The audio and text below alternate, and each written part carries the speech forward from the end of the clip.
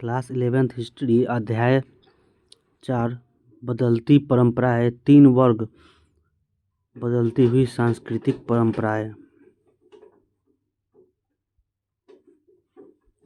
बदलती परंपराएं हमने देखा है कि 9वीं सदी तक कैसे एशिया और यूरोप के अधिकांश भागों में विशाल साम्राज्यों का विकास और विस्तार हुआ। इन साम्राज्यों में कुछ यायावरों के थे तो कुछ विकसित शहरों और उन शहरों में व्यापारी तंत्रों पर आधारित थे। मकदूनिया, रोम, अरब साम्राज्य, मंगोल साम्राज्य और उनसे पूर्व आने वाले साम्राज्य मिस्र, असीरिया, चीन और मौर्य में यह अंतर था कि यहाँ दिए गए पहले 4 साम्राज्य विस्तृत क्षेत्रों में फैले हुए थे और महाद्वीपीय एवं पारम महाद्वीपीय स्वरूप के थे।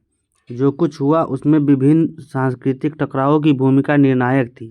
साम्राज्यों का उदय प्रायः अचानक होता है, परंतु वे हमेशा उन बदलावों के परिणाम थे जो साम्राज्य निर्माण की दिशा में लंबे समय से उन मूल क्षेत्रों में निहित थे जहां से साम्राज्य फैलने लगे। विश्व इतिहास में परंपराएं विभिन्न तरीकों से बदल सकती है। पश्चिमी यूरोप में 9वीं से 17वीं सदी के मध्य ऐसा बहुत कुछ धीरे धीरे विकसित हुआ जिससे हम आधुनिक समय के साथ जोड़कर देखते हैं।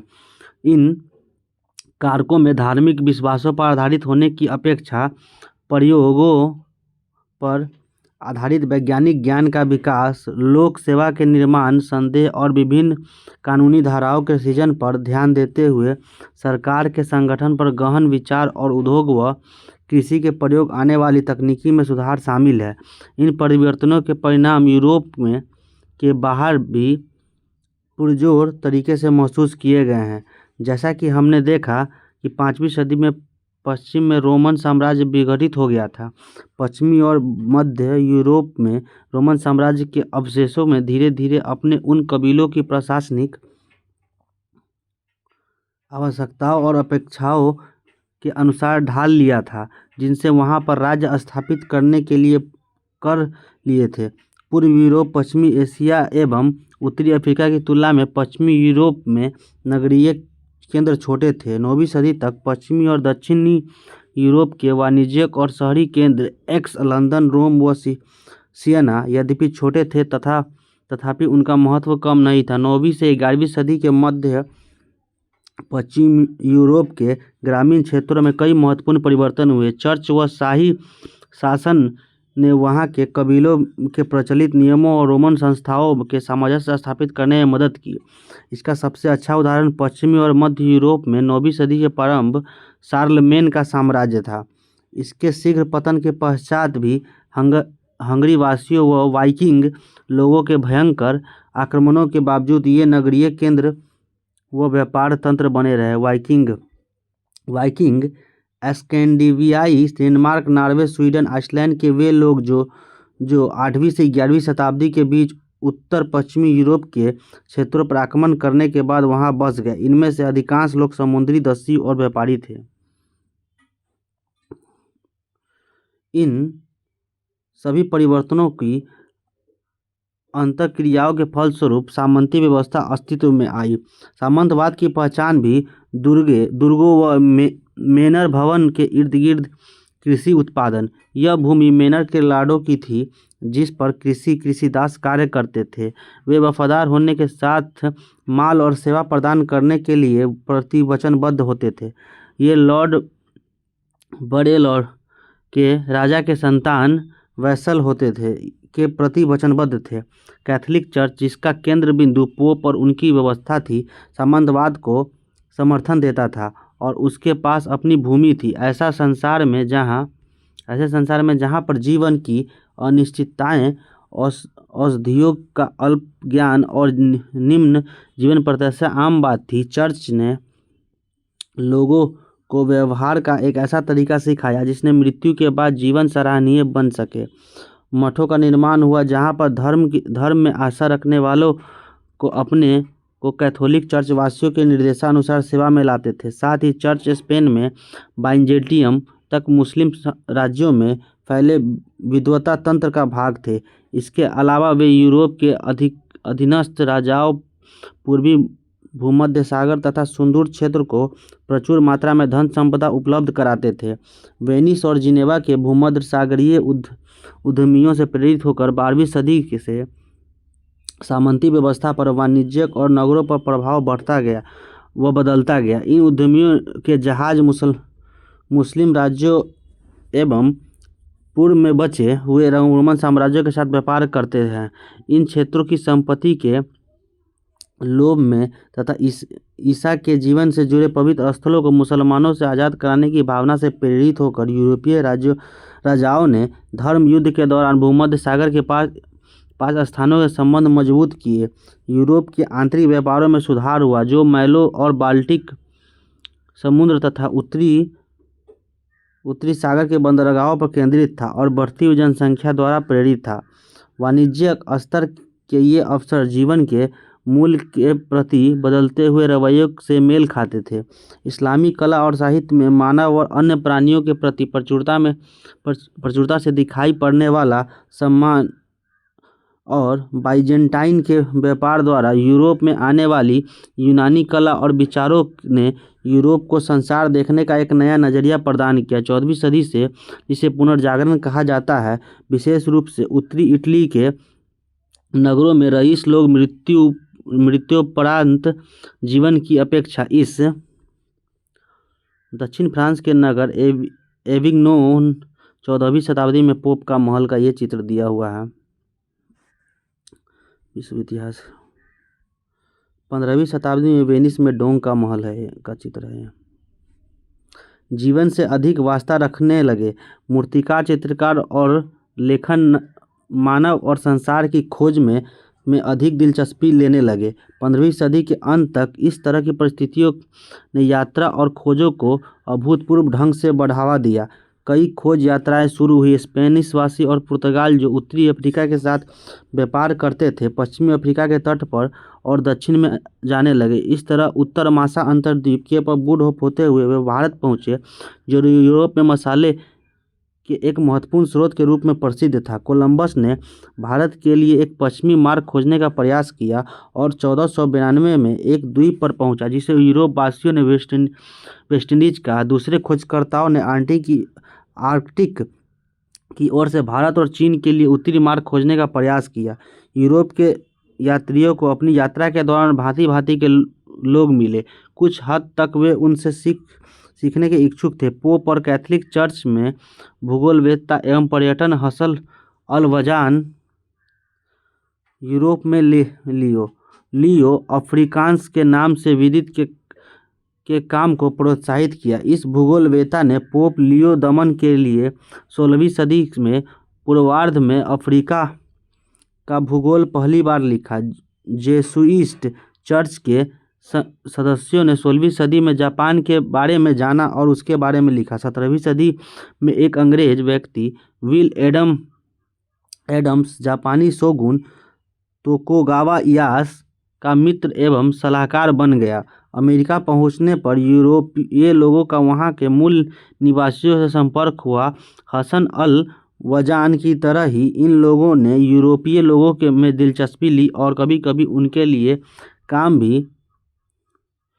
भी किया।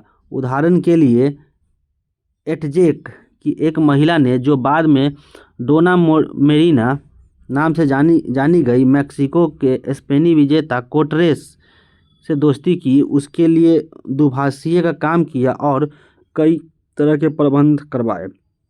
यूरोपवासी नए लोगों के साथ समान होने की स्थिति में कभी कभी सचेत, आत्मसंसी और चौकन्ने होते थे, यहाँ तक जब वे व्यापारी एकाधिकार स्थापित करने और हथियारों के बल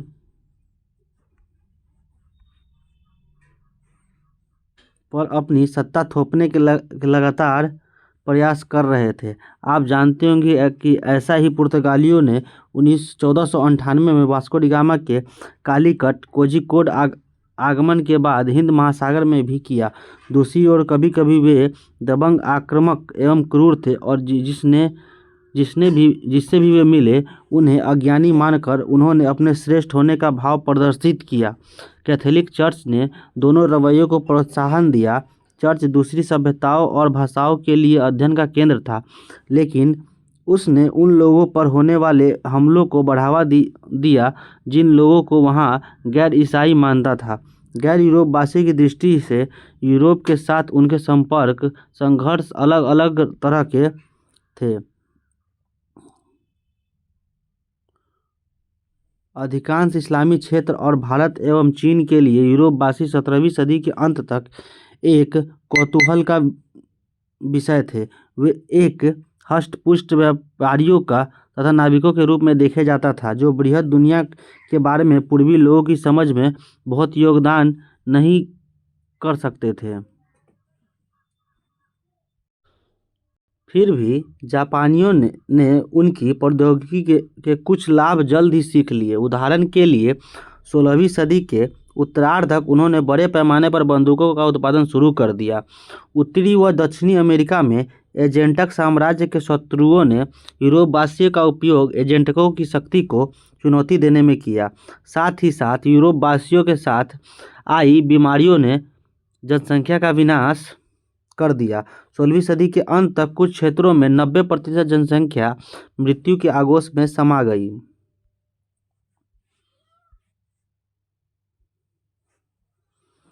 कालक्रम 3 लगभग 1300 से 1700 के बीच का ये यूरोप में विचाराधीन काल के अनेक महत्वपूर्ण विकास हुए, जिसमें कृषि और किसानों के जीवन में अनेक प्रकार के परिवर्तनों को देखा गया। इसके अलावा अनेक संस्कृति भी परिवर्तन हुए। इस काल रेखा से ज्ञात होता है कि महाद्वीपों के आपसी संबंधों ने व्यापार को प्रोत्साहित किया। इन संपर्कों ने अनेक क्षेत्रों को प्रभावित किया और विचारों, आविष्कारों तथा वस्तुओं का आदान प्रदान एक महाद्वीप से दूसरे महाद्वीप में होने लगा। भूमि पर नियंत्रण, स्रोत और व्यापार के क्षेत्रों पर नियंत्रण रखने के लिए राज्यों में परस्पर लगातार संघर्ष हो रहे थे, जिसके कारण महिलाओं और पुरुषों को यदि उनकी हत्या न कर दी गई हो तो उनके निवास स्थानों से निकाल कर उन्हें दास बनाया जा रहा था। इस तरह लोगों का जीवन अनेक रूपों में इतना अधिक बदल गया कि उससे पहचानना बहुत कठिन हो गया था।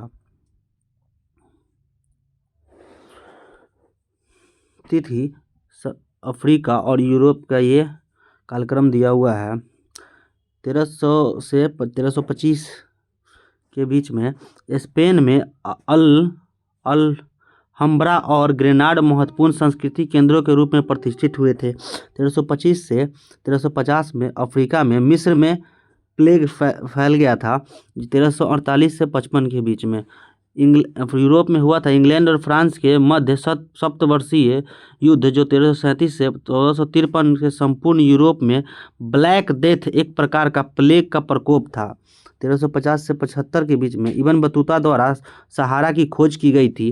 फ्रांस के किसानों ने ऊंचे करों का विरोध किया था। 1358 में 1375 से 1400 के बीच में ब्रिटेन के किसानों का विरोध। 1381 में जोफ्री चौसर ने दी कैंटरबरी टेल्स की रचना की जो अंग्रेजी भाषा की प्राचीनतम कृति थी।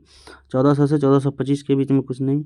और यहाँ 1425 से 50 के बीच में पुर्तगालियों ने दास व्यापार 1442 को प्रारंभ किया था। पुर्तगालियों ने 1450 से 75 के बीच में पश्चिमी अफ्रीका में सोंघाई साम्राज्य की स्थापना, जिसका उद्देश्य सहारा से पार व्यापार का जाल बिछाना था।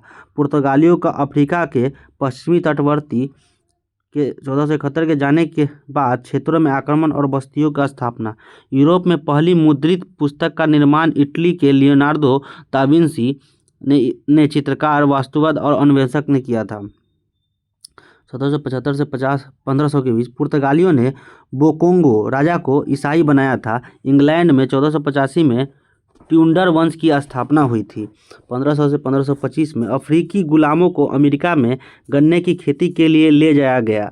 ऑटोमन तुर्की ने मिस्र पर विजय प्राप्त की। 1517 में दक्षिण अमेरिका में उपजी कॉफ़ी को यूरोप में पहली बार 1517 तक तंबाकू, चॉकलेट, टमाटर और तुर्की का भी पहली बार प्रयोग किया। मार्टिन लूथर ने कैथोलिक चर्च में सुधार किए 1517 में। 1525 से 1550 के कोपरनिकस ने सौर परिवार सिद्धांतों को प्रस्तुत किया 1543 में। 1550 से 75 में विलियम शेक्सपियर ने 1564 से 16 के बीच इंग्लैंड के नाटककार रहे। 1575 से 1600 के बीच में जचरियास जेनसन ने माइक्रोस्कोप की खोज की 1590 के दशक में। 1600 से 1625 नाइजीरिया का ओयू राज्य अपने चरम शिखर पर था। यहाँ धातु क्रम में अनेक केंद्र थे। प्रथम उपन्यास डॉन क्विंगजोट को स्पेनी भाषा में 1615 में लिखा गया। 1625 से 50 के विलियम हार्वे ने यह दिखाया कि रक्त हृदय से पंप होकर शरीर में जाता है। 1626 में 1650 से 75 में पुर्तगालियों ने कॉन्गो राज्य को नष्ट कर दिया। 1662 में लुई 14वां फ्रांस का शासक बना। 1638 से 1715 में पीटर महान ने रूस का आधुनिकीकरण किया था।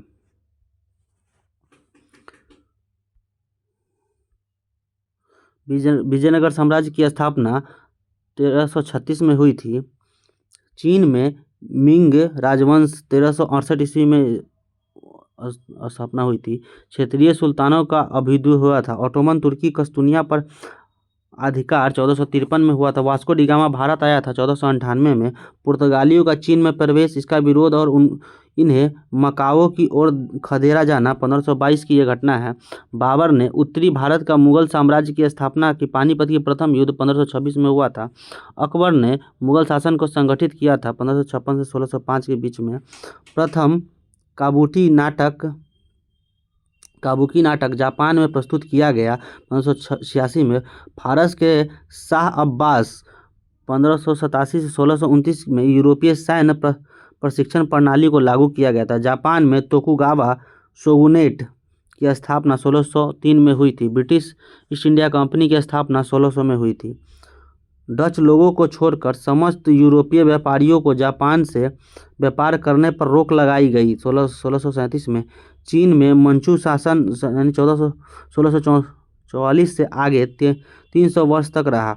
यूरोप में चीन की चाय और रेशम की मांग की बढ़ोतरी। ताजमहल का निर्माण 1632 से 53 के बीच हुआ था।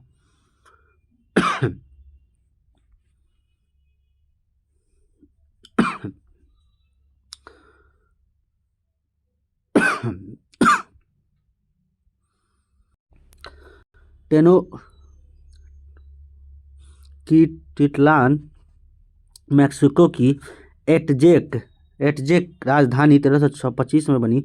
यहाँ के भवन, मंदिर, सिंचाई प्रणाली और लेखा प्रणाली क्विप के लिए विख्यात थी। इनका लोगों ने पेरू पर अधिकार कर लिया था।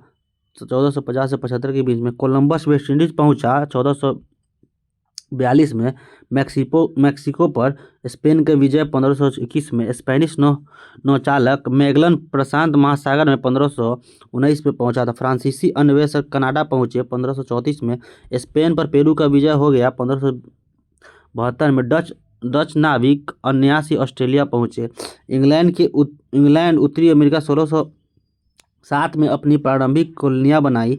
सबसे पहले गुलामों की पश्चिमी अफ्रीका वर्जीनिया 1619 लाया गया। स्पेनिश नाविक तीती 1606 में पहुंचे थे। डच लोगों ने न्यू ऑस्टरडम की खोज की, जिसे आजकल न्यूयॉर्क 1626 कहते हैं। 1626 में हुई थी। मैसाचुसेट्स में प्रथम प्रिंटिंग प्रेस की स्थापना 1635 में हुई थी। डच नाविक अबेल तस्मान ने अनजाने में ऑस्ट्रिया की परिक्रमा की। इसके बाद वह वान डीमेन की भूमि ने उतरा, जिसके बाद वे तस्मानिया का नाम दिया गया। वही न्यूजीलैंड भी पहुंचा और उसे विशाल क्षेत्र का भाग समझा गया। वेस्ट इंडीज 1654 में पहली बार गन्ने की खेती की गई थी। वेस्ट इंडीज में 1654 में मिसिसिपी घाटी की फ्रांसीसियों ने उपनिवेश स्थापित किए और इसका नामकरण सम्राट लुईस 14वें के नाम पर लुसियाना रखा। 1682 में क्रियाकलाप। आपने यह ध्यान दिया होगा कि ऑस्ट्रेलिया प्रशांत महासागरीय द्वीप के खाने में बहुत ही कम तिथियां अंकित है। ऐसा इसलिए हुआ कि क्षेत्रों के लोग प्रायः तिथि को बताने के लिए दूसरे साधनों जैसे पेंटिंग आदि का प्रयोग करते थे, जैसा ऊपर दिखाया गया। कृपया एक घटना बताएं जो ऊपर दिए गए पांचों खानों में दिखाई दिखाई गई है, जिसे ऑस्ट्रेलिया के एक चित्रकार ने रिकॉर्ड करने योग्य समझा। ऐसी ही दूसरी अन्य 5 घटनाओं की तालिका बनाएं और उसे असंगत करे संगत लगी। 3 वर्ग। इस अध्याय में हम 9वीं और 16वीं सदी के मध्य पश्चिमी यूरोप में होने वाले सामाजिक, आर्थिक, राजनीतिक परिवर्तनों के बारे में पढ़ेंगे। रोमन साम्राज्य के पतन के पश्चात पूर्वी एवं मध्य यूरोप के अनेक जर्मन मूल के समूहों ने इटली, स्पेन और फ्रांस के क्षेत्रों पर अधिकार कर लिया। किसी भी संगठित राजनीतिक बल के अभाव के प्राय युद्ध होते हैं और अपनी भूमि की रक्षा के लिए संसाधन जुटाना अति आवश्यक हो गया है। इस प्रकार से सामाजिक ढांचे का केंद्र बिंदु भूमि पर नियंत्रित था। इसकी विशेषताएं जर्मन रीति रिवाजों और शाही रोमन की परंपराओं से ली गई थी। ईसाई धर्म, जो 4वीं सदी से रोमन साम्राज्य का राजकीय धर्म था, रोम के पतन से पश्चात भी बचा रहा और धीरे धीरे मध्य और उत्तरी यूरोप में फैल गया। चर्च भी यूरोप में एक मुख्य भूमि धारक और राजनीतिक शक्ति बन गया। 3 वर्ग, जो इस अध्याय में केंद्र बिंदु है, से हमारा अभिप्राय 3 सामाजिक श्रेणियों से है: ईसाई पादरी, भूमिधारक अभिजात वर्ग और कृषक। इन तीनों वर्गों के बीच बदलते संबंध कई सदियों तक यूरोप के इतिहास को गढ़ने में एक महत्वपूर्ण कारक थे। पिछले 100 वर्षों में यूरोपीय इतिहासकारों ने विविध क्षेत्रों में इतिहासों, यहाँ तक कि प्रत्येक गांव के इतिहासों पर विस्तृत कार्य किया। ऐसा इसलिए संभव हो पाया क्योंकि भू स्वामित्व के विवरण, मूल्य और कानूनी मुकदमे जैसे बहुत सारी सामग्री दस्तावेजों के रूप में उपलब्ध थी। उदाहरण के लिए चर्चों में मिलने वाली जन्म, मृत्यु और विवाह के अभिलेखों की मदद से ही परिवारों और जनसंख्या की संरचनाओं को समझा जा सका। चर्चों से प्राप्त अभिलेखों ने व्यापारी संस्थाओं के बारे में सूचना दी और गीत व कहानियों द्वारा हमें त्योहारों और सामुदायिक गतिविधियों के बारे में बोध हुआ। इन सभी का उपयोग इतिहासकार द्वारा आर्थिक एवं सामाजिक जीवन, दीर्घकालीन जनसंख्या में वृद्धि अथवा अल्पकालीन जैसे कृषक विद्रोह परिवर्तनों को समझने में किया जा सकता है। सामंतवाद पर सर्वप्रथम काम करने वाले विद्वानों में से एक फ्रांस के मार्क ब्लॉग थे। मार्क ब्लॉग 1886 से 1944 में फ्रांस के विद्वानों के उस वर्ग से थे जिनका यह तर्क था कि इतिहास की विषय वस्तु राजनीतिक इतिहास, अंतर्राष्ट्रीय संबंध और मानव व्यक्तियों के जीवनियों से कुछ अधिक है। उन्होंने भूगोल के महत्व द्वारा मानव इतिहास को गढ़ने पर जोर दिया, जिससे कि लोगों के समूह द्वारा व्यवहार और रुख समझा जा सके। ब्लॉक की सामान्य यूरोपीय, विशेषकर 900 से 1300 के मध्य फ्रांसीसी समाज के सामाजिक संबंधों और श्रेणियों, भूमि प्रबंधन और उस काल की जन संस्कृति का असाधारण विवरण देता है। द्वितीय विश्व युद्ध में नाजियों द्वारा गोली मारकर हत्या करने के कारण उनके द्वारा किए जा रहे शोध व अध्यापन कार्य पर अचानक ही विराम लग गया। सामंतवाद का परिचय। मध्यकालीन युग शब्द 5वीं और 15वीं शताब्दी के मध्य के यूरोपीय इतिहास को इंगित करता है। सामंतवाद का परिचय यहाँ दिया गया। इतिहासकारों द्वारा सामंतवाद यानी फेडुलिज्म शब्द का प्रयोग मध्यकालीन यूरोप के आर्थिक, विधि व राजनीतिक सामाजिक संबंधों का वर्णन करने के लिए किया जा रहा है। यह जर्मन शब्द है। यह जर्मन शब्द दिया हुआ, यहाँ पे दिया हुआ है। पश्चिमी यूरोप का यहाँ पे चित्र दिया हुआ है। स्कॉटलैंड, इंग्लैंड, लंदन, यहाँ पे उत्तरी सागर इंग्लिश चैनल है, इसको और पुर्तगाल है, यहाँ पे स्पेन है, मैड्रिड जो उसकी राजधानी मैड्रिड है। अफ्रीका, भूमध्य सागर, सिसिली, कोर्सिका, सार्डिनिया, इटली के राज्य रोम, इटली याटिका सागर है। ऑस्ट्रिया, वियना, ऑस्ट्रिया की राजधानी वियना है। बर्गंडी है, बिंगेन है, जर्मन साम्राज्य यहाँ पर दर्शाया गया है। गॉल है, सेंट डेनिस है, पेरिस है, यहाँ पे भूमध्य सागर। फ्यूड से बना है, जिसका अर्थ एक भूमि का टुकड़ा है और यह एक ऐसे समाज को इंगित करता है जो मध्य फ्रांस के बाद इंग्लैंड और दक्षिणी इटली में भी विकसित हुआ। आर्थिक संदर्भ में सामंतवाद एक तरह के कृषि उत्पादन को इंगित करता है जो सामंत और कृषकों यानी पीजेंट्स के संबंधों पर आधारित है। कृषक अपने खेती के साथ साथ लॉर्ड के खेतों पर कार्य करते थे। कृषक लॉर्ड को श्रम प्रदान करते थे और बदले में वे उन्हें सैनिक सुरक्षा देते थे। इसके साथ साथ लॉर्ड के कृषकों पर व्यापक न्यायिक अधिकार भी थे। इसलिए सामंतवाद के जीवन के न केवल आर्थिक बल्कि सामाजिक और राजनीतिक पहलुओं पर भी अधिकार कर लिया। यद्यपि इसकी जड़ें रोमन साम्राज्य में विद्यमान प्रथाओं और फ्रांस के राजा शार्लमेन के काल में पाई गई है, तथापि ऐसा कहा जाता है कि जीवन के सुनिश्चित तरीकों के रूप में सामंतवाद की उत्पत्ति यूरोप के अनेक भागों में 11वीं सदी के उत्तरार्ध में हुई। फ्रांस और इंग्लैंड। गॉल, जो रोमन साम्राज्य का एक प्रांत था, में दो विस्तृत तटरेखाएं, पर्वत श्रेणियां, लंबी नदियां, वन और कृषि करने के लिए उपयुक्त विस्तृत मैदान थे। जर्मनी की एक जातिगत फ्रैंक्स ने गॉल को अपना नाम देकर उसे फ्रांस बना दिया। 6वीं सदी से यह प्रदेश फ्रैंकिश अथवा फ्रांस की ईसाई राजाओं द्वारा शासित राज्य था। फ्रांसीसी के चर्च के साथ प्रगाढ़ संबंध थे, जो पोप द्वारा राजा शार्लमेन के से समर्थन प्राप्त करने के लिए उसे पवित्र रोमन सम्राट की उपाधि दिए जाने और अधिक मजबूत हो गए। एक संकरे जलमार्ग से पार स्थित इंग्लैंड स्कॉटलैंड द्वीपों में 11वीं सदी में फ्रांस के एक प्रांत नॉर्मंडी के राजकुमार द्वारा जीत लिया गया था। कुस्तुतुनिया में रहने वाले पूर्व चर्च के प्रधान भी बाइजेंटियम के सम्राट के साथ संबंध थे। फ्रांस का प्रारंभिक इतिहास यहाँ पे 481 में क्लोविस फ्रैंक लोगों का राजा बना था।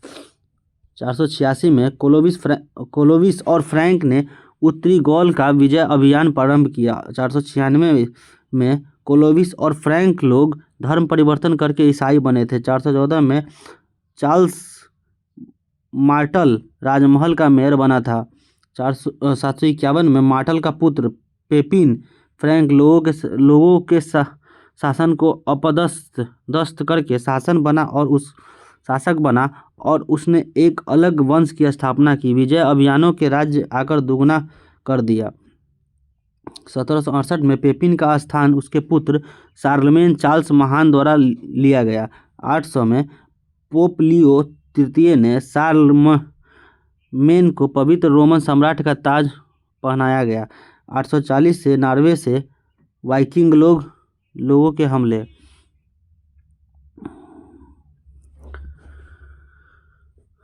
तीन वर्ग। आबे शब्द सीरिया से अबा से लिया गया है, जिसका अर्थ है पिता। एबी एबट या एबस से संचालित था। फ्रांसीसी पादरी इस अवधारणा में विश्वास रखते थे कि प्रत्येक व्यक्ति कार्य के आधार पर 3 वर्गों में किसी एक का सदस्य होता है। एक बिशप ने कहा, यहाँ वर्ग क्रम में कुछ प्रार्थनाएं करते हैं, दूसरे लड़के और शेष अन्य कार्य करते हैं। इस तरह समाज मुख्य रूप से 3 वर्ग, पादरी, अभिजात और कृषक वर्ग से बना था।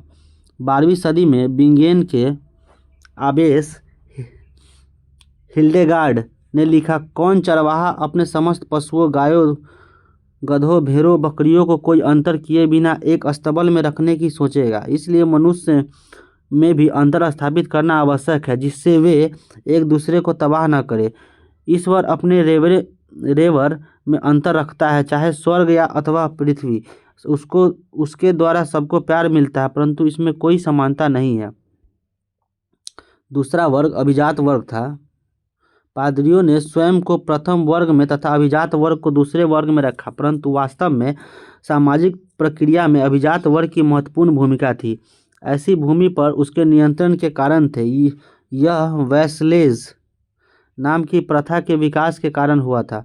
फ्रांस के शासकों का लोगों से जुड़ाव एक प्रथा के कारण था, जिसे वैसलेज कहते थे, और यह प्रथा जर्मन मूल के लोगों, जिसमें से फ्रैंक लोग भी में एक थे, में समान रूप से विद्यमान थी। बड़े भूस्वामी और अभिजात वर्ग के अधीन होते थे, जबकि कृषक भूस्वामी के अधीन होते थे। अभिजात वर्ग राजा को अपना स्वामी, शाब्दिक अर्थ होता है अंग्रेजी में सेनियोर, मान लेता था और आपस में वचनबद्ध होते थे। सिन्योर लॉर्ड एक ऐसा शब्द से निकला था जिसका अर्थ अर्थ था रोटी देने वाला। दास वैसल की रक्षा करता था और बदले में वह उसके प्रति निष्ठावान रहता था। इन संबंधों में व्यापक रीति रिवाजों और शब्दों का विनिमय शामिल था जो कि चर्च में बाइबल की शपथ लेकर की जाती थी। इस समारोह में दास वैसल को उस भूमि के प्रतीक के रूप में थे जो कि उसके मालिक द्वारा एक लिखित अधिकार पत्र, एक छड़ी, स्टाफ या केवल एक मिट्टी का डाल दिया जाता था। अभिजात वर्ग की एक विशेष हैसियत थी, उसका अपनी संपदा पर अस्थायी तौर पर पूर्ण नियंत्रण। वह अपनी सैन्य क्षमता बढ़ा सकते थे जो सामंती सेना फ्यूडल लेवाइस कहलाती थी। वे अपना स्वयं का न्यायालय लगा सकते थे और यहाँ तक कि अपनी मुद्रा भी प्रचलन कर सकते थे। वे अपनी भूमि पर बसे सभी व्यक्तियों के मालिक थे। वे विस्तृत क्षेत्रों के स्वामी थे जिसमें उनके घर, उनके निजी खेत, जोत व चारागाह और उनके आसामी कृषकों टीनेट पीजेंट्स के घर और खेत होते थे। उनका घर मैनर कहलाता था। उनकी व्यक्तिगत भूमि कृषकों द्वारा जीत ली जाती थी, जिसको आवश्यक पड़ने पर युद्धों के समय पैदल सैनिकों के रूप में कार्य करना पड़ता था और साथ ही साथ अपने खेतों पर भी काम करना पड़ता था। फ्रांसीसी अभिजात शिकार पर जाते हुए 15वीं सदी की ये पेंटिंग है। मैनर की जागीर। लॉर्ड का अपना मैनर भवन था। वह गांवों पर नियंत्रण रखता था। कुछ लॉर्ड अनेक गांवों के मालिक थे। किसी छोटे मैनर की जागीर में दर्जन भर, बड़ी जागीर में 50 या 60 परिवार हो सकते थे।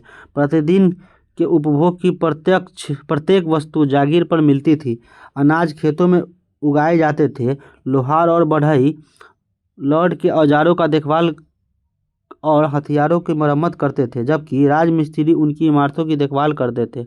औरतें वस्त्र काटती एवं बुनती थी और बच्चे लॉर्ड की मदिरा संपीड़क में कार्य करते थे। जागीरों में विस्तृत अरण्य भूमि और वन्य होते थे जहाँ लॉर्ड शिकार करते थे। उनके यहाँ चारागाह होते थे, जहाँ उनके पशु और घोड़े चरते थे। वहाँ पर एक चर्च और सुरक्षा के लिए एक दुर्ग था।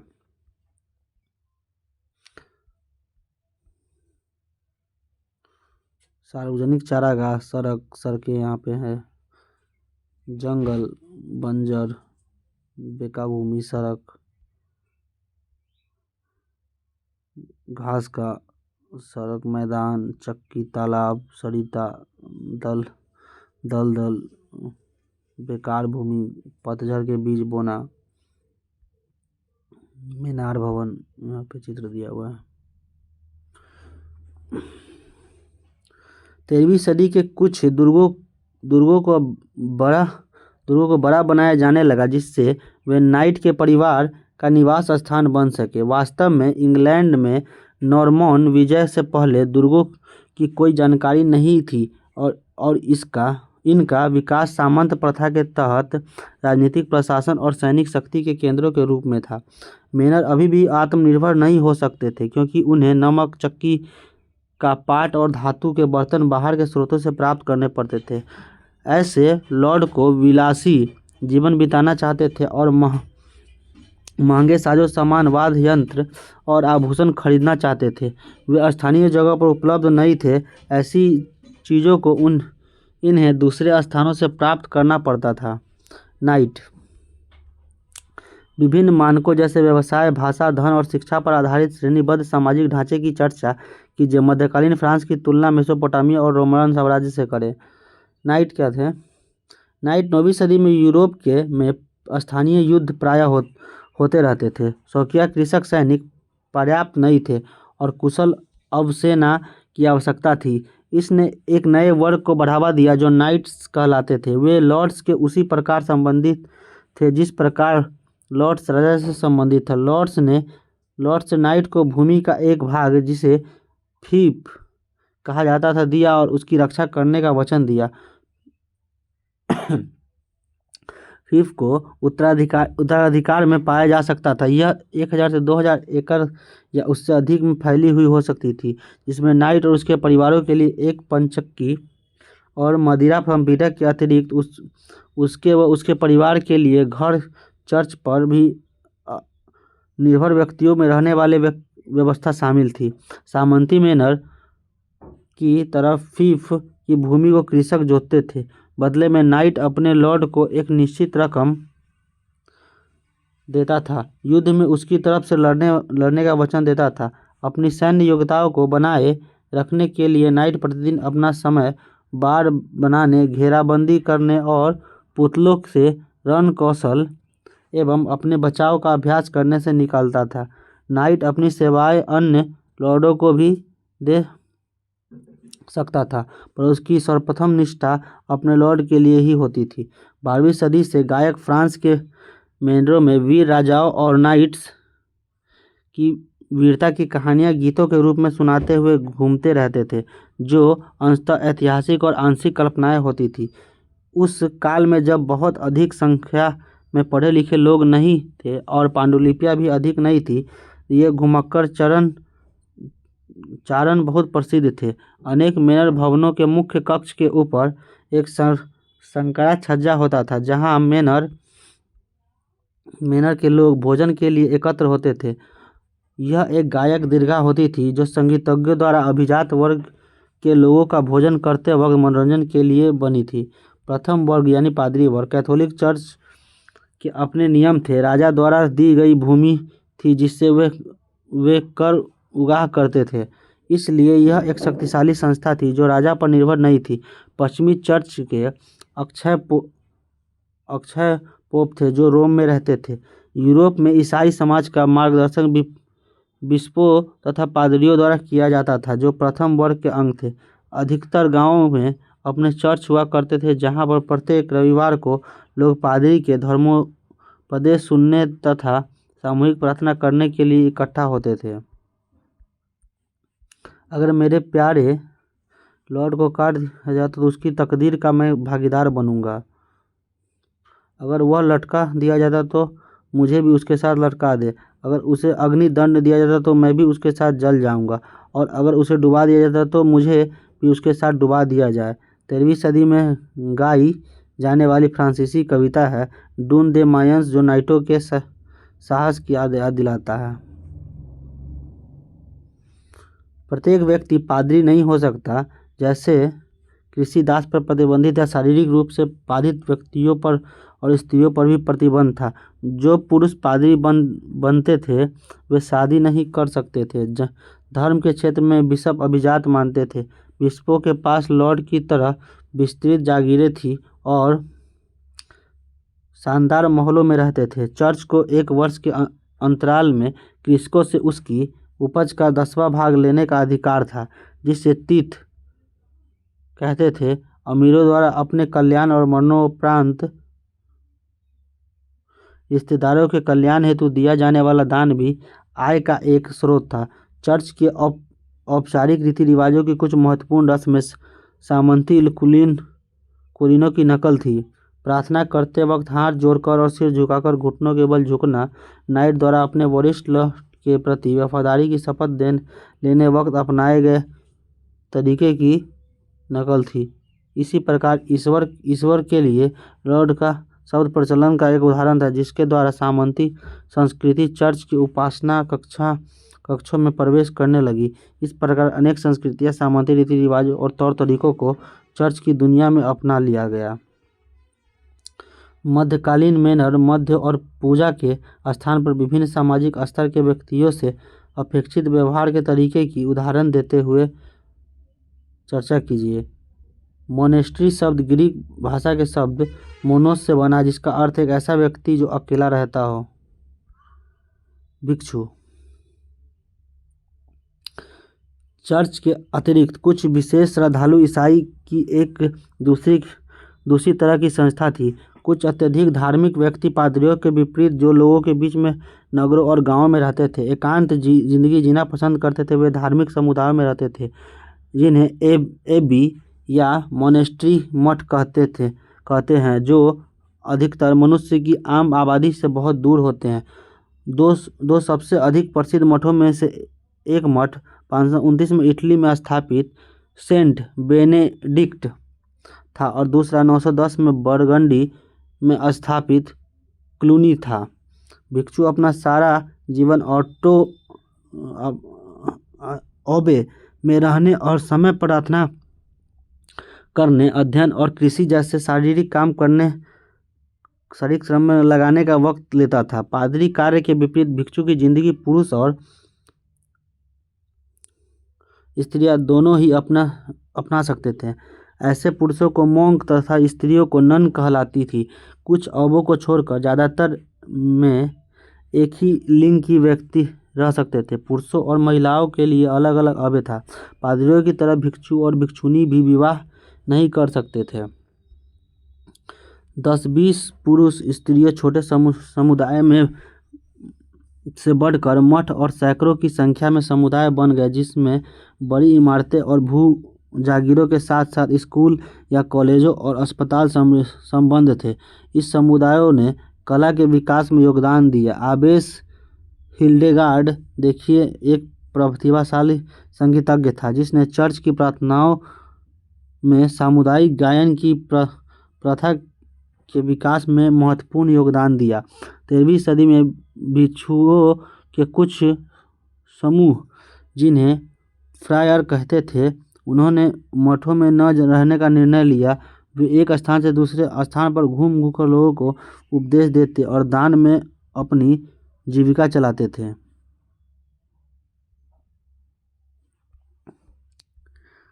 इंग्लैंड के फार्नबरो में सेंट माइकेल की बेनेडिक्टिन अबे, क्या ये चित्र दिया हुआ है, बेनेडिक्टिन मठों में से भिक्षुओं के लिए एक हस्तलिखित पुस्तक होती थी, जिसमें नियमों के 73 अध्याय थे। इसका पालन भिक्षुओं द्वारा कई सदियों तक किया जाता था। इस पुस्तक के कुछ नियम इस प्रकार है। अध्याय 6, भिक्षुओं को बोलने की आज्ञा कभी कभी ही दी जाती थी। अध्याय 7, विनम्रता का अर्थ है आज्ञा का पालन करना। अध्याय 33, किसी भी भिक्षु को निजी संपत्ति रखनी नहीं थी। अध्याय 7, आलस्य आत्मा का शत्रु है, इसलिए भिक्षु और भिक्षुणियों को निश्चित समय पर शारीरिक श्रम और निश्चित घंटे में पवित्र पाठ करना चाहिए। अध्याय 48, मठ इस प्रकार बनने चाहिए कि आवश्यकता की समस्त वस्तुएं, जल, चक्की, उद्यान, कार्यशाला, सभी उसकी सीमा के अंदर हो। पांडुलिपि पर कार्य करते हुए एक बेनेडिक्टिन भिक्षु का काष्ठ चित्र यहाँ पे है। 14वीं सदी के तक आते आते मठवाद के महत्व और उद्देश्य के बारे में कुछ शंकाएं व्याप्त होने लगी। इंग्लैंड में लैंगलैंड की कविता पियर्स पाउमैन में कुछ भिक्षुओं के आरामदायक एवं विलासितापूर्ण जीवन की साधारण किसकों, गाड़ियों और गरीब मजदूरों के विशुद्ध विश्वास से तुलना की गई। इंग्लैंड में भी चौसर के कैटरबरी टेल्स लिखी नीचे बॉक्स में देखिए, जिसमें भिक्षुणी, नन, भिक्षु, मॉन्क और फ्रायर हास्य पद चित्रण किया गया है। चर्च और समाज।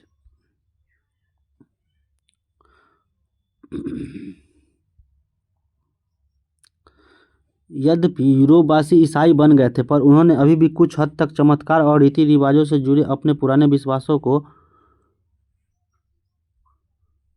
नहीं छोड़ा था। 4वीं सदी से ही क्रिसमस और ईस्टर कैलेंडर की महत्वपूर्ण तिथियां बन गए थे। 25 दिसंबर को मनाए जाने वाले ईसा मसीह के जन्मदिन ने एक पुराने पूर्व रोमन त्यौहार का स्थान ले लिया। इस तिथि की गणना सौर पंचांग सोलर कैलेंडर के आधार पर की गई थी।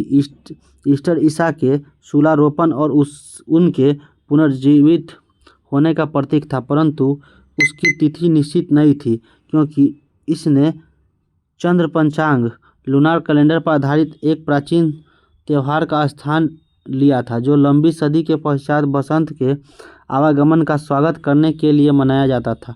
परंपरागत रूप से उस दिन प्रत्येक गांव के व्यक्ति अपने गांव की भूमि का दौरा करते थे। ईसाई धर्म में आने पर भी उन्होंने इसे जारी रखा।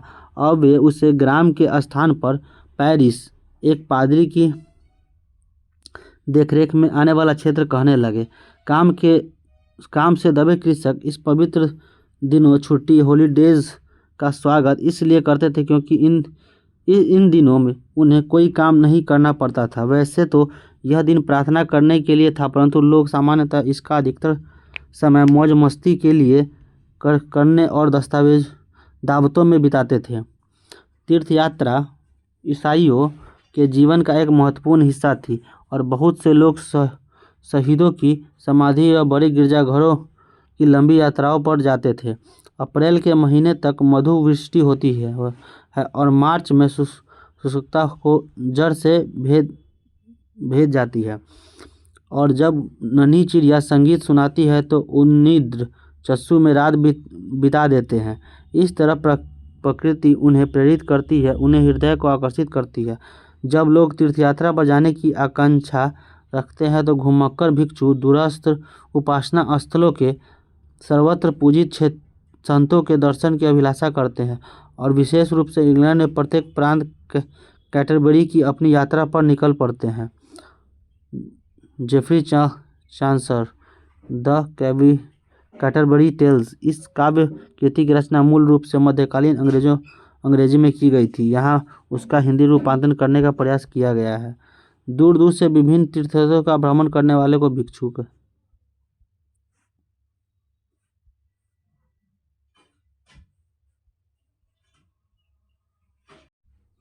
तीसरा वर्ग, किसान, स्वतंत्र और बंधक। अब हम लोगों के उस विशाल समूह की चर्चा करेंगे जो पहले दो वर्गों का भरण पोषण करते थे। काश्तकार दो तरह के होते थे, स्वतंत्र किसान और सिर्फ जिन्हें कि हिंदी में कृषि दास कहा जाता है। सिर्फ अंग्रेजी की क्रिया में टू सर्वे से बना है। स्वतंत्र कृषक अपनी भूमि को लॉर्ड के काश्तकार के रूप में देखते थे। पुरुषों का सैनिक सेवाओं में योगदान आवश्यक होता था। वर्ष में कम से कम 40 दिन कृषकों के परिवारों को लॉर्ड की जागीरों पर जाकर काम करने के लिए सप्ताह के 3 या उससे अधिक कुछ दिन निश्चित करने पड़ते थे। इस श्रम से होने वाला उत्पादन, जिसे श्रम अधिशेष लेबर रेंट कहते हैं, सीधे लॉर्ड के पास जाता था। इसके अतिरिक्त उनसे अन्य श्रम कार्य से गड्ढे खोदना, जलाने के लिए लकड़ियाँ इकट्ठा करना, बाड़ बनाना और सड़कों व इमारतों की मरम्मत करने की भी उम्मीद की जाती थी, और इनके लिए उन्हें कोई मजदूरी नहीं मिलती थी। खेतों में मदद करने के अतिरिक्त स्त्रियों और बच्चे अन्य कार्य भी करने पड़ते थे। वे सूत काटने, कपड़ा बुनने, मोमबत्ती बनाने और लॉर्ड के उपयोग हेतु अंगूरों के रस निकालने का अगर मदिरा तैयार करते थे। इसके साथ ही एक अप्रत्यक्ष कर टैली था, जिसे राजा कृषकों पर कभी कभी लगाते थे। पादरी और अभिजात वर्ग इस कर से मुक्त थे। कृषि दास अपने गुजारे के लिए भी जिन भूखंडों पर कृषि करते थे वे लॉर्ड के स्वामित्व थे, इसलिए उनका अधिकार उपज भी लॉर्ड को ही मिलती थी। वे उन भूखंडों पर भी कृषि करते थे जो केवल लॉर्ड के स्वामित्व में थी। इसके लिए उन्हें कोई मजदूरी नहीं मिलती थी और वे लॉर्ड की आज्ञा के बिना जागीर नहीं छोड़ सकते थे। लॉर्ड कई तरह के एकाधिकार का दावा करते थे, हालांकि इससे कृषि दासों को हानि हो सकती थी। सिर्फ केवल अपने लॉर्ड की चक्की में ही आटा पीस सकते थे, उसके तंदूर में ही रोटी सेक सकते थे और उनकी मदिरा संपीड़क में ही आसवन, मदिरा और बियर तैयार कर सकते थे। लॉर्ड यह तय कर सकता था कि कृषि दास को किसके साथ विवाह करना चाहिए, फिर कृषि दास की पसंद को ही अपना आशीर्वाद दे सकता था, परंतु इसके लिए वह शुल्क लेता था। एक अंग्रेज कृषक, 16वीं सदी की रेखा चित्र। इंग्लैंड की वर्तमान रानी विलियम प्रथम की उत्तराधिकारी है। सामंतवाद का विकास इंग्लैंड के 11वीं सदी में हुआ था। इंग्लैंड में 6ठी सदी में मध्य यूरोप में एंजिल और सैक्सन इंग्लैंड में आकर बस गए। इंग्लैंड देश का नाम एंजिल लैंड का रूपांतरण है। 11वीं सदी में नॉर्मैंडी के ड्यूक विलियम ने एक सेना के साथ इंग्लिश चैनल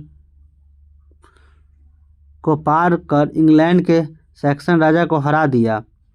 इस समय फ्रांस और इंग्लैंड में क्षेत्रीय सीमाओं और व्यापार से उत्पन्न होने वाले विवादों के कारण प्रायः युद्ध होते थे। विलियम प्रथम ने भूमि नपवाई, उसके नक्शे बनवाए और उसे अपने साथ 180 नॉर्मैन अभिजातों में बांट दिया। यही लॉर्ड राजा के प्रमुख काश्तकार बन गए थे, जिनसे वह सैन्य सहायता की उम्मीद करता था। वे राजा को कुछ नाइट देने के लिए बाध्य थे। शीघ्र ही वे नाइटों को कुछ भूमि उपहार में देने लगे, जिनसे वे उस प्रकार की सेवा का आशा रखते थे जैसा वे राजा की करते थे। किंतु वे नाइट का अपने निजी युद्धों के लिए उपयोग नहीं कर सकते थे, क्योंकि इस पर इंग्लैंड के में प्रतिबंध था। एंग्लो सैक्सन कृषक विभिन्न स्तरों के भू स्वामित्वों के काश्तकार बन गए। 13वीं सदी के इंग्लैंड का हैवर दुर्ग। सामाजिक और आर्थिक संबंधों को प्रभावित करने वाले कारक। यद्यपि प्रथम दोनों वर्गों के सदस्यों ने सामाजिक व्यवस्था को स्थिर और अपरिवर्तनीय पाया, परंतु वहाँ अनेक प्रक्रियाएं थीं जो व्यवस्था को बदल रही थी। इसमें से कुछ, जैसे पर्यावरण में परिवर्तन, धीरे धीरे लगभग अदृश्य थे। अन्य परिवर्तन, जैसे कृषि प्रौद्योगिकियों में बदलाव और भूमि का उपयोग, अधिक स्पष्ट थे। लॉर्ड और सामंत के अधिकार और आर्थिक संबंध इस परिवर्तनों से बने थे, इन्हें प्रभावित भी कर रहे थे। हम इस प्रक्रियाओं की बारी बारी से जांच करेंगे। पर्यावरण। 5वीं से 10वीं सदी तक का यूरोप अधिकांश भाग विस्तृत वनों से घिरा हुआ था, अतः कृषि के लिए उपलब्ध भूमि सीमित थी। इसके साथ ही अपनी परिस्थितियों से असंतुष्ट कृषक अत्याचार से बचने के लिए वहां से भागकर वनों में शरण ले सकते थे। इस समय यूरोप में तीव्र ठंड का दौर चल रहा था। इससे सर्दियां प्रचंड और लंबी अवधि की हो गई थी। फसलों का उपज काल छोटा हो गया, इसके कारण कृषि की पैदावार कम हो गई। 11वीं सदी से यूरोप एक गर्माहट का दौर शुरू हो गया यूरोप में, और औसत तापमान बढ़ गया, जिससे कृषि पर अच्छा प्रभाव पड़ा। कृषकों की कृषि के लिए लंबी अवधि मिलने लगी। मिट्टी पर पाले का असर कम होने के कारण आसानी से खेती की जा सकती थी। पर्यावरण इतिहासकारों का कहना है, इससे यूरोप के अनेक भागों के वन क्षेत्र में उल्लेखनीय कमी हुई, फलस्वरूप कृषि भूमि का विस्तार हुआ। भूमि का उपयोग। प्रारंभ में कृषि औद्योगिक प्रौद्योगिकी बहुत आदिम किस्म की थी। कृषक को मिलने वाली यांत्रिक मदद केवल बैलों की जोड़ी से चलने वाली लकड़ी का हल था। यह हल केवल पृथ्वी की सतह को खुरच ही सकती थी। यह भूमि की प्राकृतिक उत्पादकता को पूरी तरह से बाहर निकाल पाने में असमर्थ था, इसलिए कृषि में अत्यधिक परिश्रम करना पड़ता था। भूमि को प्राय 4 वर्ष में एक बार हाथ से खोदा जाता था। उसमें अत्यधिक मानव श्रम की आवश्यकता होती थी। साथ ही फसल चक्र के एक प्रभावहीन तरीके का उपयोग हो रहा था। भूमि को 2 भागों में बांट दिया जाता था। एक भाग में शरद ऋतु को सर्दी का गेहूं बोया जाता था तथा दूसरी भूमि को परती या खाली रखा जाता था। अगले वर्ष प्रति भूमि पर राई बोई जाती थी, जबकि दूसरा आधा भाग खाली रह जाता था।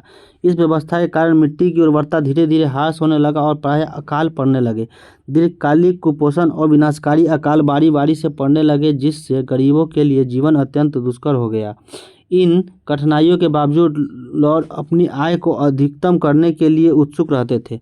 हालांकि भूमि के उत्पादन को बढ़ाना संभव नहीं था, इसलिए कृषकों को मेनरो की जागीर की समस्त भूमि को कृषिगत बनाने के लिए बाध्य होना पड़ता था, और इस कार्य को करने के लिए उन्हें नियमानुसार निर्धारित समय से अधिक समय देना पड़ता था। कृषक इस अत्याचार को चुपचाप नहीं सह सकते थे।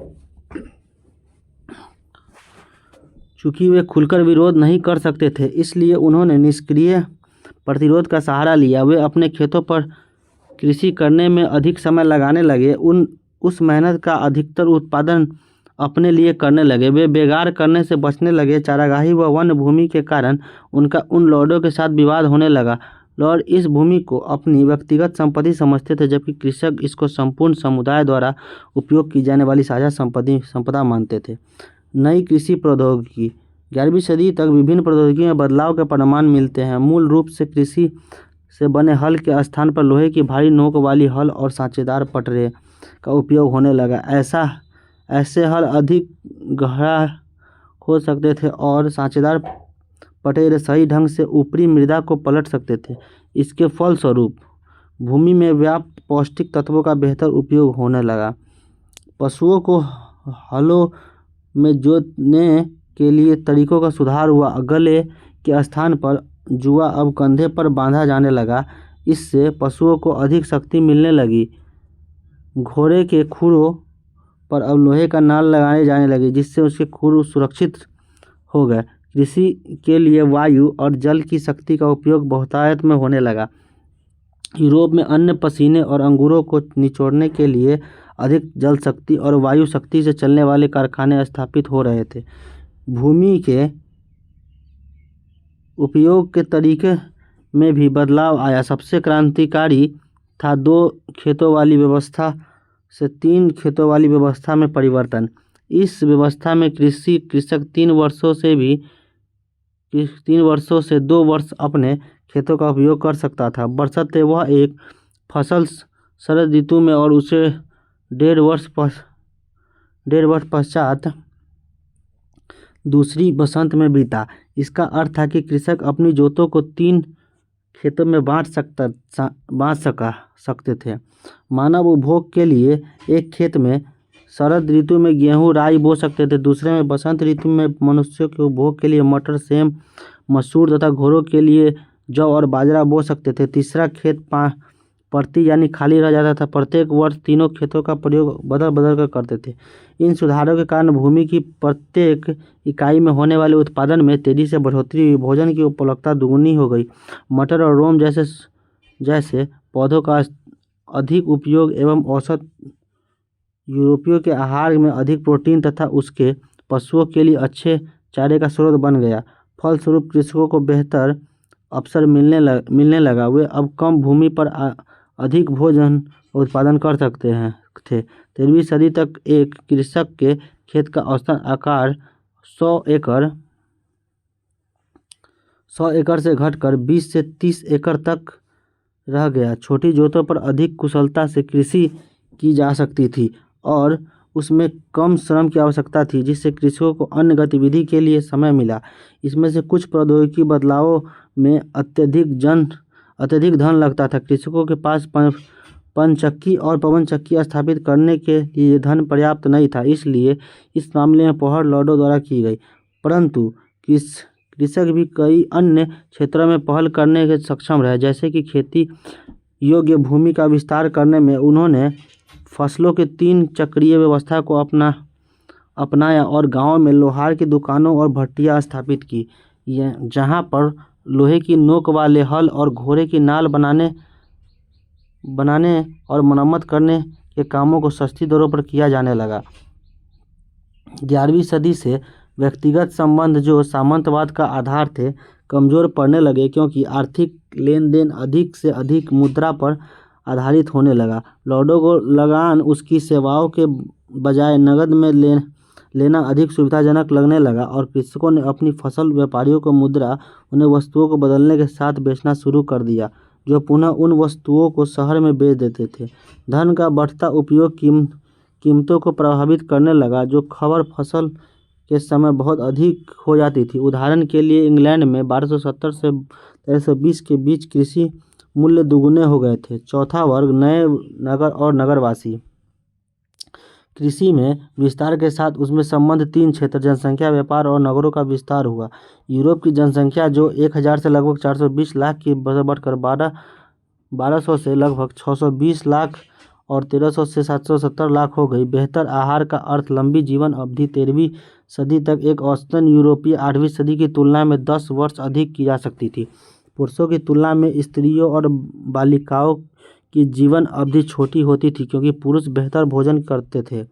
रोमन साम्राज्य के पतन के पश्चात उसके नगर उजाड़ और तबाह हो गए, परंतु 11वीं सदी से जब कृषि का विस्तार हुआ, वह अधिक जनसंख्या का भार सहने में सक्षम हुई, तो नगर फिर से बढ़ने लगे। जिन कृषकों के पास अपनी आवश्यकता से अधिक खाद्यान्न होता था, उन्हें एक ऐसे स्थान की आवश्यकता महसूस हुई जहां वे अपना एक बिक्री केंद्र स्थापित कर सके, जहां वे अपने उपकरण और कपड़े खरीद सके। इस जरूरत से मियादी हाट मेलों को बढ़ावा दिया और छोटे विपणन केंद्रों का विकास किया, जिसमें धीरे धीरे नगरों के लक्षण विकसित होने लगे। एक नगर, चौक, चर्च, सड़कें जहाँ पर व्यापारी घर और दुकानों का निर्माण कर सके, एक कार्यालय जहाँ नगर पर शासन करने वाले व्यक्ति मिल सके। दूसरे स्थानों पर नगरों का विकास बड़े दुर्गों, विस्फोट की जागीरों और बड़े चर्चों के चारों तरफ होने लगा। नगरों में लोग सेवा के स्थान पर उन लॉर्ड को अपनी भूमि पर नगर बसे थे कर देने लगे। नगरों में ने कृषक परिवारों के जवान लोगों को वैतनिक कार्य और लॉर्ड के नियंत्रण से मुक्ति की अधिक संभावनाएं प्रदान की। नगर की हवा स्वतंत्र बनाती है। एक प्रसिद्ध कहावत थी, स्वतंत्र होने की इच्छा रखने वाले अनेक कृषिदास भागकर नगरों में छिप जाते थे। अनेक लॉर्ड की नज़रों में एक वर्ष व एक दिन तक छिपे रहने में सफलता रहने वाले कृषकदास एक स्वाधीन नागरिक बन जाता था। नगरों में होने वाले अधिकतर व्यक्ति या तो स्वतंत्र कृषक या भगोड़े कृषिदास थे जो कार्य की दृष्टि से अकुशल श्रमिक होते थे। दुकानदार और व्यापारी बहुतायत में थे। बाद में विशिष्ट कौशल वालों व्यक्तियों जैसे साहूकार और वकीलों की आवश्यकता हुई। बड़े नगरों की जनसंख्या लगभग 3,000 होती थी। ये कहा जा सकता है उन्हें समाज में एक चौथा वर्ग बना लिया गया। रेम्स फ्रांसीसी कैथीड्रल नगर 17वीं सदी का यह नक्शा है। उपयुक्त नक्शे और नगर के चित्र को ध्यान से देखें। मध्यकालीन यूरोप नगरों में के कौन से महत्वपूर्ण लक्षण आपको उसमें दिखाई देते हैं? वे अन्य स्थानों के अन्य काल के नगरों के किस प्रकार के थे? आर्थिक संस्था का आधार श्रेणी यानी गिल्ड, जिसे प्रत्येक शिल्प या उद्योग एक श्रेणी के रूप में संगठित थी। यह एक ऐसी संस्था थी जो उत्पादन की गुणवत्ता, उसके मूल्य और बिक्री पर नियंत्रण रखती थी। श्रेणी सभागार प्रत्येक नगर का आवश्यकता अंग था। यह अनुष्ठानिक समारोह के लिए था जहां गिल्डों के प्रधान औपचारिक रूप से मिला करते थे। पहरेदार नगर के चारों ओर गश्त लगाकर शांति स्थापित करते थे। संगीतकारों को प्रीति भोज और नागरिक जुलूसों में अपनी कला का प्रदर्शन करने के लिए बुलाया जाता था और सराय वाले यात्रियों को देखभाल करते थे। 11वीं सदी तक आते आते पश्चिमी एशिया के साथ नवीन व्यापार मार्ग विकसित हो रहे थे। स्कैंडिनेविया के व्यापारी वस्त्र के बदले फर और शिकारी बाज लेने के लिए उत्तरी सागर से दक्षिणी की समुद्र यात्रा करते थे और अंग्रेज व्यापारी रांगा बेचने के लिए आते थे। 12वीं सदी तक फ्रांस में वाणिज्य और शिल्प विकसित होने लगा था।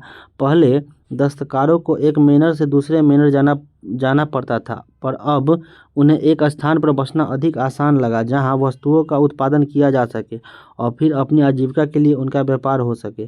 जैसे जैसे नगरों की संख्या बढ़ने लगी और व्यापार का विस्तार होता गया, नगर के व्यापारी अधिक अमीर और शक्तिशाली होने लगे और अभिजात्य के लिए प्रतिस्पर्धा करने लगे।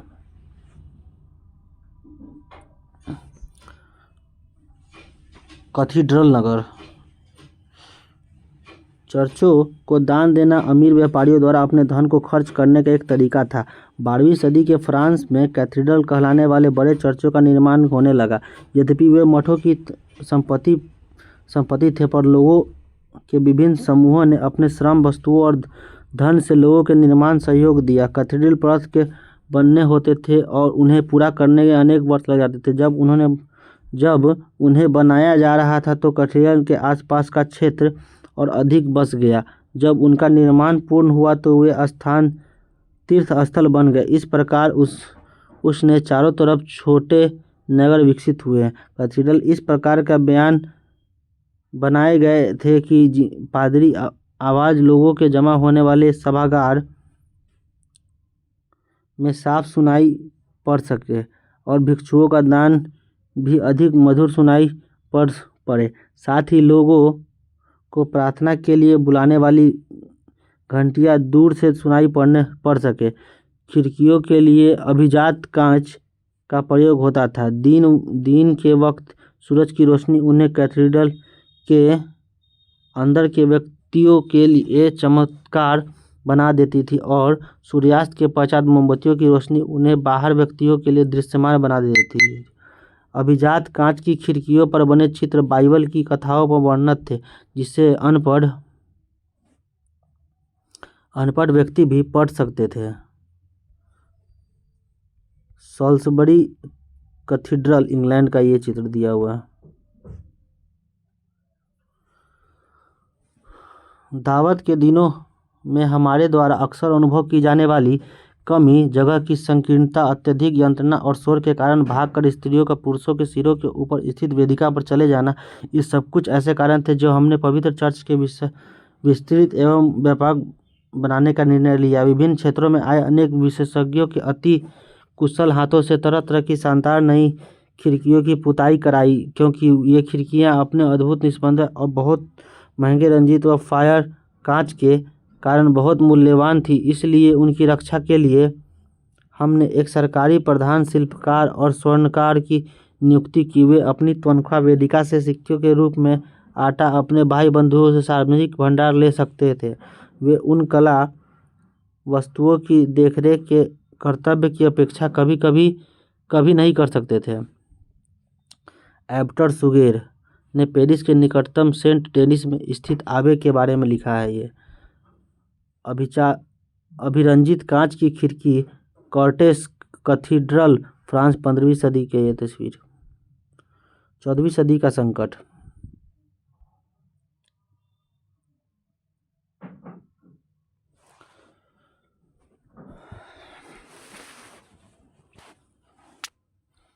चौदहवीं सदी की शुरुआत तक यूरोप का आर्थिक विस्तार धीमा पड़ गया। ऐसा 3 कारकों की वजह से हुआ।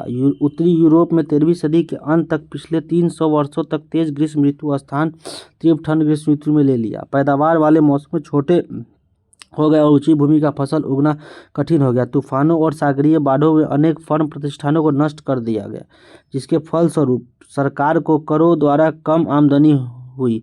13वीं सदी के पूर्व की अनुकूल जलवायु द्वारा प्रदान किए गए अवसरों के कारण अनेक जंगल और चारागाह कृषि भूमि बदल गए, परंतु गहन जुताई ने फसलों के 3 क्षेत्रीय फसल चक्र के प्रचलन के बावजूद भूमि को कमजोर बना दिया। उचित भू संरक्षण के अभाव में ऐसा हुआ कि चारागाहों की कमी के कारण पशुओं की संख्या में कमी आई। जनसंख्या वृद्धि इतनी तेज हुई कि उपलब्ध संसाधन कम पड़ गए, जिसका तत्कालिक परिणाम था अकाल। 1315 और 1317 के बीच यूरोप में भयंकर अकाल पड़े। इसके पश्चात 1320 के दशक में अनगिनत पशुओं की मौतें हुई। इसके साथ साथ ऑस्ट्रिया और सर्बिया की चांदी की खानों के उत्पादन में कमी के कारण धातु मुद्रा में भारी कमी आई, जिससे व्यापार प्रभावित हुआ। इसके कारण सरकार को मुद्रा में चांदी की शुद्धता को घटाना पड़ा, उससे सस्ती धातुओं का मिश्रण करना पड़ा। इससे भी बुरा समय अभी आना बाकी था। 12वीं व 13वीं सदी में जैसे जैसे वाणिज्य में विस्तार हुआ तो दूर देशों से व्यापार करने वाले पोत यूरोपीय तटों पर आने लगे। पोतों के साथ साथ चूहे आए, जो अपने साथ ब्यूबोनिक प्लेग जैसी महामारी का संक्रमण ब्लैक डेथ लाए। पश्चिमी यूरोप, जो प्रारंभिक सदियों में अपेक्षाकृत अधिक अलग थलग रहा, 1347 और 1350 के मध्य महामारी के बुरी तरह प्रभावित हुआ। आधुनिक आकलन के आधार पर यूरोप की आबादी का लगभग 20% भाग इस काल में कवलित हो गया, जबकि कुछ स्थानों पर मरने वालों की संख्या वहां की संख्या का 40% तक थी।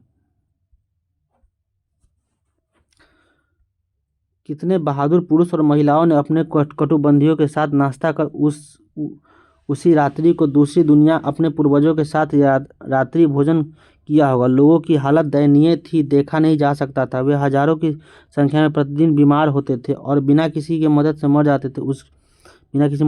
जाते थे। अनेक खुली गलियों में मरते थे, बाकी अपने घरों के मरते थे। इसका पता उनके सारे शरीर की बदबू से पता चलता था। चूंकि पवित्र कब्रिस्तान इतनी अधिक संख्या में शरीरों को दबाने के लिए पर्याप्त नहीं था, अतः उनको सैकड़ों की संख्या में बड़ी से बड़ी खंदकों में डाल दिया गया। जैसे कि पोत में सामान को भरा जाता है, ऊपर से थोड़ी सी मिट्टी डाल दी जाती थी। जियोवानी बोकाचियो इतावली के लेखक है। व्यापार केंद्र होने के कारण नगर सबसे अधिक प्रभावित हुए। बंदर समुदाय बंद समुदाय में जैसे मठों और आश्रमों में जब एक व्यक्ति प्लेग की चपेट में आ जाता था तो सबको इससे बीमार होने में देर नहीं लगती थी। लगभग प्रत्येक मामले में कोई भी नहीं बच सकता था। प्लेग शिशुओं, युवाओं और बुजुर्गों को सबसे अधिक प्रभावित करता था। इस प्लेग के पश्चात 1360 से 1370 में प्लेग की अपेक्षाकृत छोटी घटनाएं हुई। यूरोप की जनसंख्या 1300 से 730 लाख से घटकर 1400 में 450 लाख हो गई। इस विनाश लीला के साथ आर्थिक मंदी के जुड़ने के व्यापक सामाजिक विस्थापन हुआ। स्वतः जनसंख्या में ह्रास के कारण मजदूरों की संख्या में अत्यधिक कमी आई। कृषि और उत्पादन के बीच गंभीर असंतुलन उत्पन्न हो गया, क्योंकि इन दोनों के कामों में पर्याप्त संख्या में लग सकने वाले लोगों की भारी कमी आई। खरीदारों की कमी के कारण कृषि उत्पादों के मूल्य में कमी आई। प्लेग के बाद इंग्लैंड में मजदूर विशेषकर कृषि मजदूरों की भारी मांग के कारण मजदूरों की दरों में 250% तक वृद्धि हो गई। बचा हुआ श्रमिक बल अब अपनी पुरानी दरों से दुगने की मांग कर सकता था। सामाजिक असंतोष। इस तरह रोडों की आमदनी बुरी तरह प्रभावित हुई। मजदूरी की दरें बढ़ने के कृषि संबंधी मूल्यों की गिरावट में अभिजात वर्ग की आमदनी को घटा दिया। निराशा में उन्होंने उस धन संबंधी अनुबंधों को तोड़ दिया जिसे उन्होंने हाल ही में अपनाया और उन्हें पुरानी मजदूरी सेवाओं को फिर से प्रचलित कर दिया। इसका कृषकों, विशेषकर पढ़े लिखे और समृद्ध कृषकों द्वारा हिंसक विरोध किया गया। 1323 में कृषकों ने फ्लैंडर्स में, 1358 में फ्रांस और 1381 में इंग्लैंड में विद्रोह की। यद्यपि इन विद्रोह का क्रूरतापूर्वक दमन कर दिया गया, पर महत्वपूर्ण तथ्य यह है कि ये विद्रोह सर्वाधिक हिंसक तरीकों से उन स्थानों पर हुआ जहां आर्थिक विस्तार के कारण समृद्धि हुई थी। यह इस बात का संकेत था कि कृषक पिछली सदियों में हुए लाभों को बचाने का प्रयास कर रहे थे। तीव्र दमन के बावजूद कृषक विद्रोह की तीव्रता यह सुनिश्चित कर दिया कि पुराने सामंती रिश्तों को पुनः लादा नहीं जा सकता। धन अर्थव्यवस्था, मनी इकोनॉमी काफ़ी अधिक विकसित थी जिसे पलटा नहीं जा सकता था। इसलिए यद्यपि लॉर्ड विद्रोह का दमन करने में सफल रहे, परंतु कृषकों ने यह सुनिश्चित कर लिया कि दासता के पुराने दिन फिर भी नहीं लौटेंगे। 11वीं सदी में 14वीं शताब्दी में क्रियाकलाप तिथियों के साथ गई घटनाएं और प्रतिक्रियाओं को पढ़िए, उनके विवरणात्मक लेखा जोखा दीजिए। 1066 में नॉर्मन लोगों की एंग्लो सैक्सनी लोगों को हराकर इंग्लैंड पर विजय। 1100 के पश्चात फ्रांस की कैथीड्रलों का निर्माण। 1315 से 17 के यूरोप में महान अकाल पड़ा था। 1347 से 50 में ब्यूबोनिक प्लेग फैला था। 1338 से 14 में इंग्लैंड और फ्रांस के मध्य 100 वर्षीय युद्ध हुआ था। 1381 में कृषकों का विद्रोह हुआ था। राजनीतिक परिवर्तन। इंग्लैंड की रानी एलिजाबेथ प्रथम पिकनिक मनाते हुए 16वीं सदी के अंतिम दशकों का यहाँ पे ये चित्र दिया हुआ है। राजनीतिक हलकों में हुए विकास सामाजिक प्रक्रियाओं के साथ साथ होते रहे। 15वीं और 16वीं सदी में यूरोपीय शासकों ने अपनी सैनिक व वित्तीय शक्ति बढ़ाई। यूरोप के लिए उनके द्वारा बनाए गए शक्तिशाली राज्य उस समय होने वाले आर्थिक बदलावों के समान ही महत्वपूर्ण थी। इसी कारण इतिहासकार इन राजाओं को नए शासक द न्यू मोनार्क्स कहने लगे। फ्रांस में लुई 11वें, ऑस्ट्रिया में मैक्समिलन, इंग्लैंड में हेनरी सप्तम और स्पेन में इजाबेला और फर्डिनेंड निरंकुश शासक थे, जिन्होंने संगठित अस्थायी सेनाओं की प्रक्रिया एवं अस्थायी नौकरशाह राष्ट्रीय प्रणाली स्थापित करने की प्रक्रिया को शुरू किया। स्पेन और पुर्तगाल के यूरोप के समुद्र पर विस्तार की नई संभावनाओं की शुरुआत की। 12वीं और 13वीं सदी में होने वाले सामाजिक परिवर्तन इस परिवर्तनों की सफलता का सर्वाधिक महत्वपूर्ण कराया। जागीरदारी और सामंतवादी वाले सामंत प्रथा के विलयन और आर्थिक विकास की धीमी गति इन शासकों पर प्रभावशाली और सामान्य जनों पर अपने नियंत्रण को बढ़ावा का पहला मौका दिया।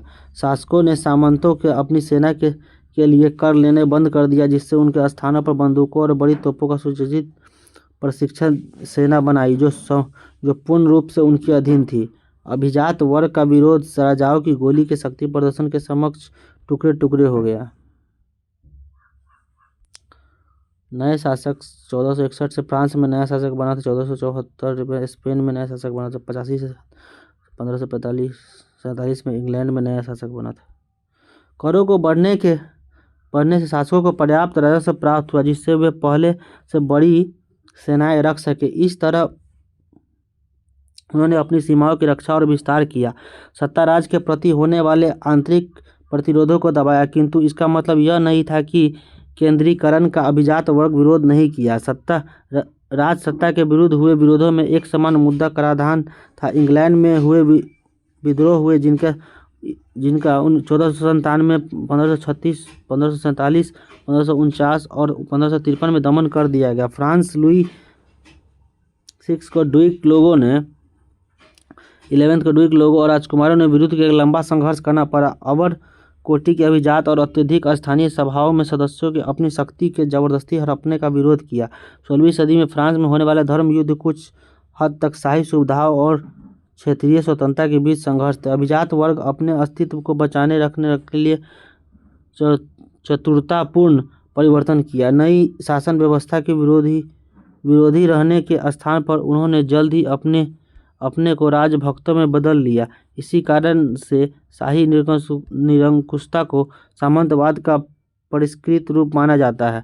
वास्तव में लॉर्ड जैसे व्यक्ति, जो सामंती प्रथा के शासक थे, राजनीतिक परिदृश्य पर भी अभी भी छाए रहे। उन्होंने प्रशासनिक सेवाओं में अस्थायी स्थान दिए, परंतु नई शासन व्यवस्था में नई महत्वपूर्ण तरीकों में अलग शासन थी।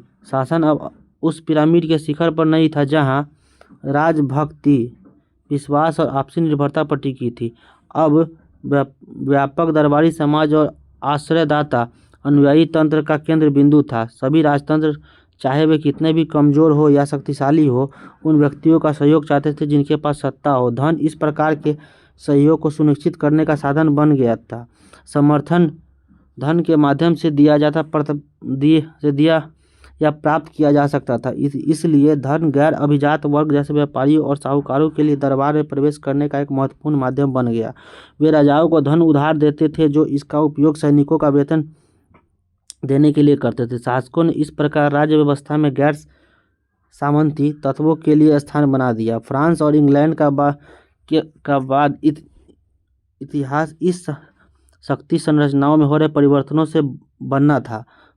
1614 में बालक शासक लुईस 13वां के शासनकाल में फ्रांस की परामर्शदात्री सभा, जिसे एस्टेट्स जनरल कहते थे, जिसके 3 सदस्य थे, जो 3 वर्ग, पादरी वर्ग, अभिजात वर्ग तथा अन्य का प्रतिनिधित्व करते थे, का अधिवेशन हुआ। इसके पश्चात 2 सदियां 1789 तक इसे फिर नहीं बुलाया गया, क्योंकि राजा 3 वर्गों के साथ अपनी शक्तियां बांटना नहीं चाहते थे।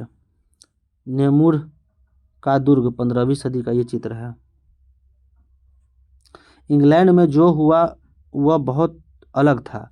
नॉर्मन विजय से पहले एंग्लो सैक्सन लोगों की एक महान परिषद होती थी। कोई भी कर लगाने से पहले राजा को इस परिषद की सलाह लेनी पड़ती थी। यह आगे चलकर पार्लियामेंट के रूप में विकसित हुई, जिसमें हाउस ऑफ लॉर्ड्स, जिसके सदस्य लॉर्ड और पादरी थे, वो हाउस ऑफ कॉमन्स, जो नगरों व ग्रामीण क्षेत्रों का प्रतिनिधित्व करते थे, शामिल थे। राजा चार्ल्स प्रथम ने पार्लियामेंट को बिना बुलाए 11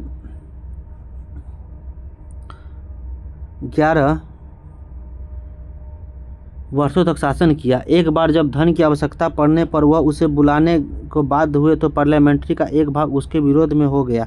बाद में उसे प्राणदंड देकर गणतंत्र की स्थापना की गई, परंतु यह व्यवस्था अधिक दिनों तक नहीं चल पाई। राजतंत्र की पुनः स्थापना परंतु इस शर्त पर की गई कि अब पार्लियामेंट नियमित रूप से बुलाई जाएगी। वर्तमान में फ्रांस में गणतंत्रीय सरकार और इंग्लैंड में राजतंत्र। इसका कारण यह है कि 17वीं शताब्दी के बाद दोनों राष्ट्रों में इतिहास अलग अलग दिशाएं अपनाई।